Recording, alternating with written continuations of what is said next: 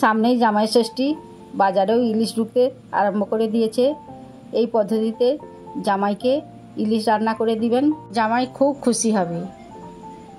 আমরা বাড়িতে 3 জন আছি, তাই 3 পিস ইলিশ মাছ নিয়ে নুন হলুদ মাখিয়ে রেখেছি। ভিডিওটি প্রথম থেকে শেষ পর্যন্ত দেখার জন্য অনুরোধ রইল। এবার আমি ঢাকনা দিয়ে একটি কৌটা নিলাম, কৌটাতে একটু সামান্য সর্ষের তেল দিলাম। সর্ষের তেলটা দিয়ে আমি ভালো করে চারদিকে মাখিয়ে নিলাম, কারণ ইলিশ মাছগুলো ভাপার সময় আর জড়িয়ে যাবে না। আমার মাখানো হয়ে গেছে। এবার আমি একে একে 1 চামচ করে মশলাগুলো দিয়ে দেব। প্রথমে দিয়ে দিলাম সর্ষে বাটা, তারপর দিলাম পোস্ত বাটা, আর দিলাম কাঁচা লঙ্কা বাটা,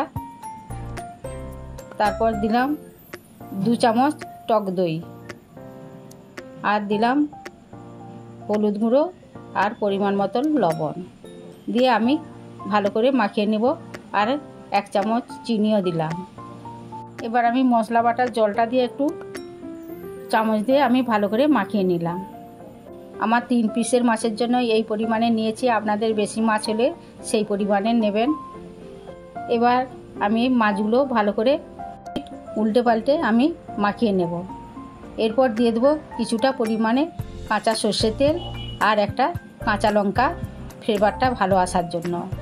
নতুন বন্ধুদের জন্য রইল সাবস্ক্রাইব করার অনুরোধ, আর পুরনো বন্ধুদের জন্য রইল ভালোবাসা। এবার আমি কৌটাটা ঢাকনা দিয়ে দেব, দিয়ে আমি চলে যাব কড়াইতে জল দিলাম, গ্যাসটা অন করে। এবার আমি কৌটাটা জলের উপর বসিয়ে দিয়ে একটা ঢাকনা দিয়ে দিলাম 15 মিনিটের জন্য। 15 মিনিট খুলে দেখলাম সুন্দর জলটাও মরে গেছে।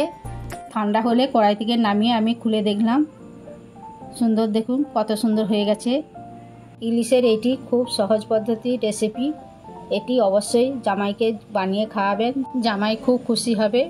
আমার ভিডিওটি ভালো লাগলে লাইক, কমেন্ট, শেয়ার করবেন। সুস্থ থাকুন, ভালো থাকুন, দেখা হচ্ছে পরের ভিডিওতে।